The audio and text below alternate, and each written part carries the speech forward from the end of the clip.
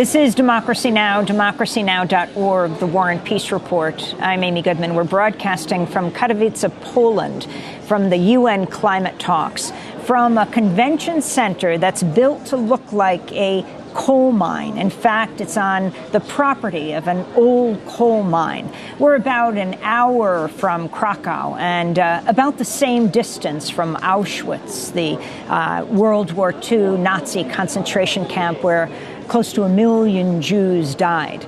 I'm Amy Goodman. We continue our look today at how the United States and the world's other worst emitters are hindering negotiations here at the UN Climate Summit in Poland. Even as countries from the global south warn they can face annihilation without drastic action to confront climate change. Still with us for part two of our discussion is Harjeet Singh, the global lead on climate change for ActionAid. He's been working with climate migrants in a number of countries, based himself in New Delhi, India. It's great to continue to speak to you, Harjeet. Why don't you talk about, we ended part one talking about the scope of the problem. And if you could lay out the effects of climate change, and then I want to focus on climate migrants. So in developing countries, we are seeing how livelihoods are being impacted. People are losing their homes, and they have no option left but to leave their homes and families behind. When we talk about displacement or climate migration, it clearly means that the local coping mechanisms have failed. Climate displacement is the epitome of climate impacts. Nobody would like to leave their homes and families behind. And we are seeing impacts rising, be it sea level rise, increasing number of hurricanes, their intensity is increasing. We are facing unprecedented droughts, and people do not have really the capacity to cope. By the time they try to recover from the previous shock, another one hits them and hits them harder. And poor countries do not have resources to provide them relief, to help them reconstruct their homes and rebuild their lives. And when it comes to UNFCCC negotiations, the discussion on finance is so difficult. It's not moving forward. And at this moment, when the rule book is being developed, the discussion is around predictability of finance and accounting. In 2016, developed countries came up with a report saying we are on track to provide $100 billion, but the report was full of cooked up numbers and dodgy methodology to count the money. And how do you answer people in the United States, certainly the Trump administration, who might say, why help other countries? We have to, well, he's talking about America first. Let us understand who has caused this problem. It's 150 plus years of industrialization, and the US and other bigger countries in the West have actually enjoyed the fruits of that industrialization, which has caused pollution. And this pollution is responsible for global warming and climate change. And developing countries who are not responsible for the crisis are facing these disasters. So it's an ecological debt that US and other countries have to pay. And to understand the emissions that have been put, US is responsible for 1/4 of emissions historically, and same with European Union. So they have to put money on the table. This is the least that they can do to help people who are suffering from impact for no cause of theirs. So let's go to this issue of climate migrants. ActionAid spoke to climate migrants, your organization, in Bangladesh. Let's go to some of those voices. I couldn't eat a single grain of rice because I was in such a traumatic state.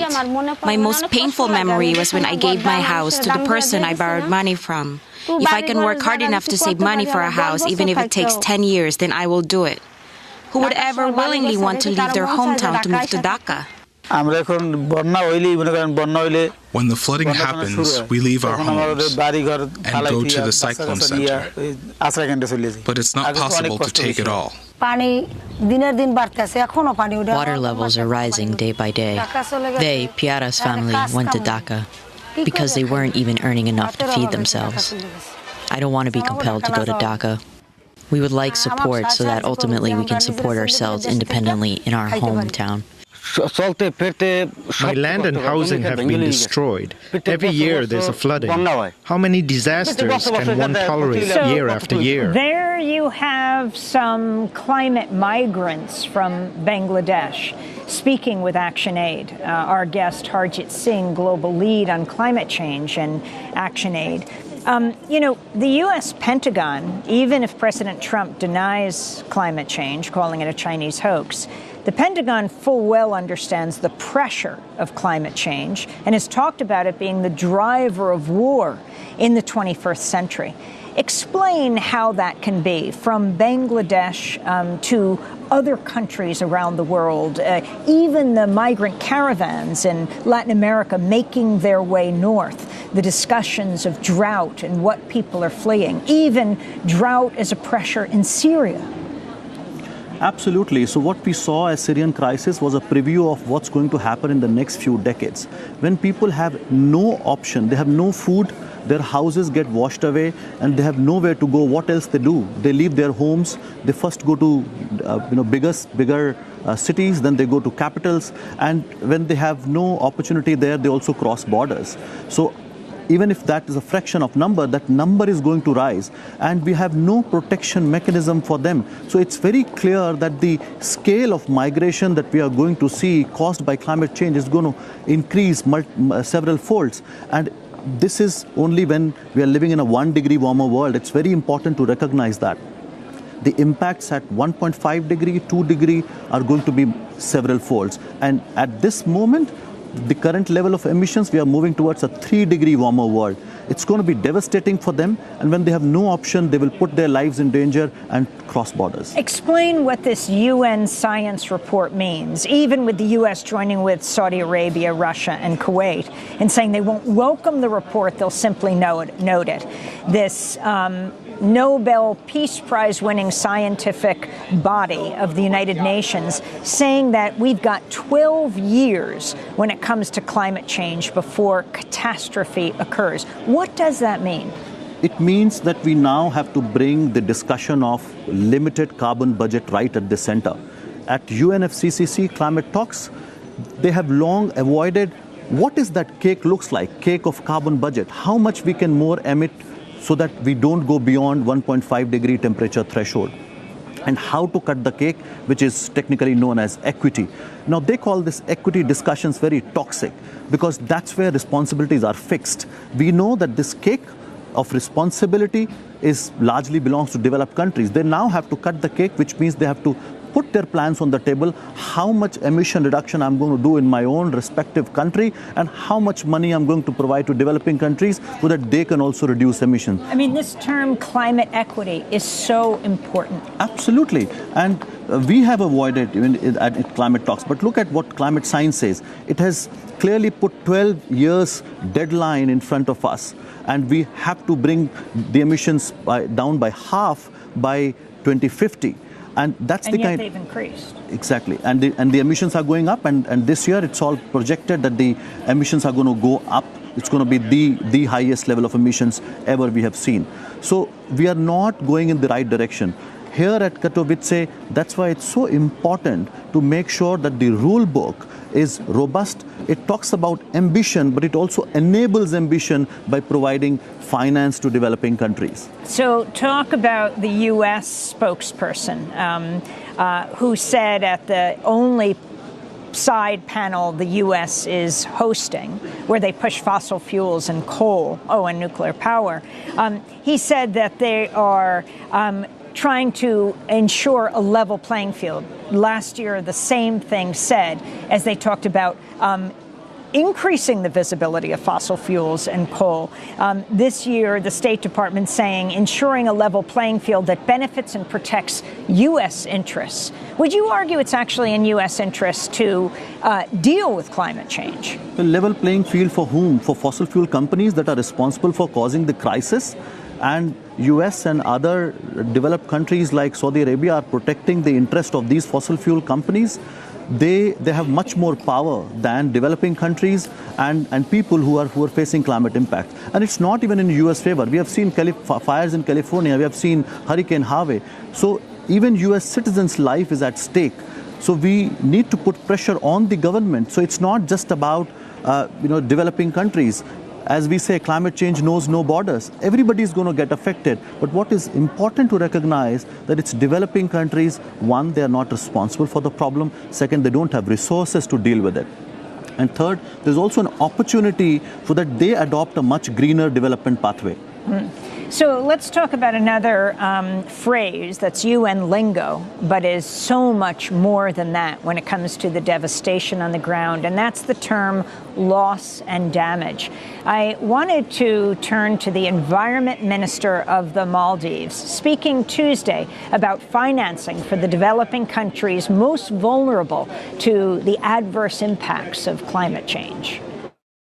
We continue to be very concerned by what appears to be deliberate attempts to isolate loss and damage in the negotiations. Loss and damage is an undeniable part of our reality today and must be reflected by incorporating it into the transparency framework, global stocktake and finance. We need to identify how finance flows, both public and private, reflects the 1.5-degree goal and are reaching those who need support the most, especially small island developing states and the least developed countries.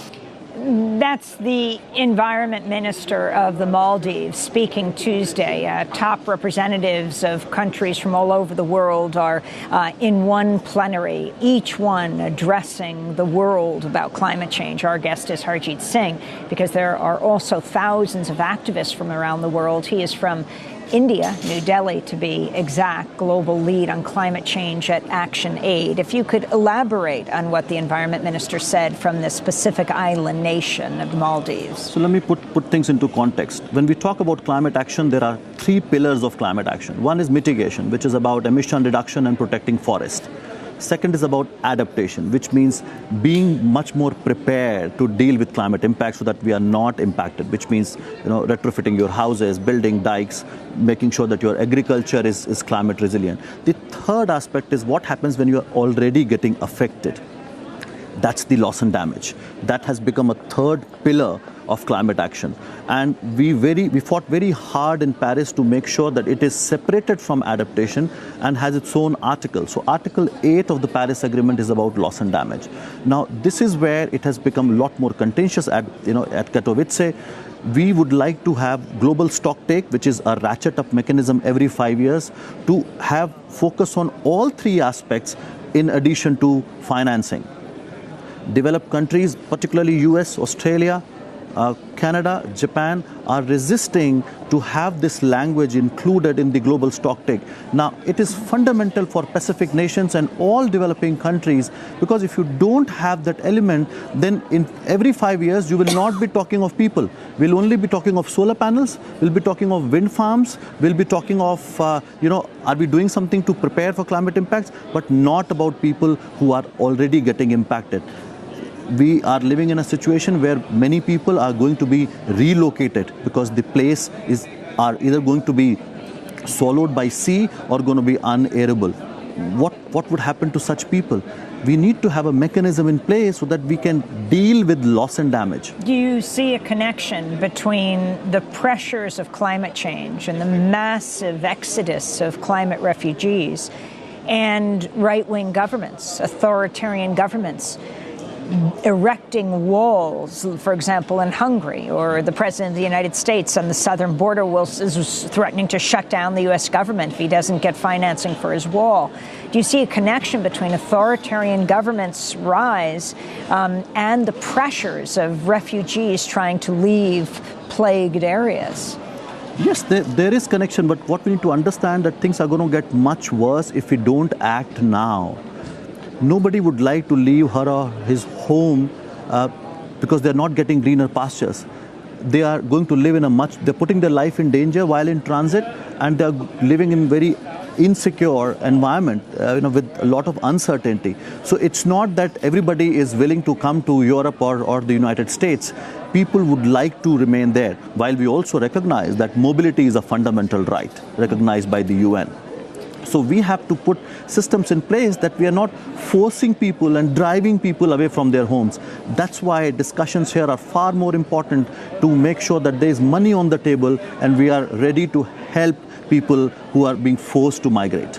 You say this is the most important summit since the Paris Accord was signed? So in Paris, we had an agreement, and now it's about operationalizing the agreement by having a robust rule book in place. If that doesn't happen, where are the rules to make sure that Paris Agreement is implemented in toto? What does stringent reporting mean, Harjeet?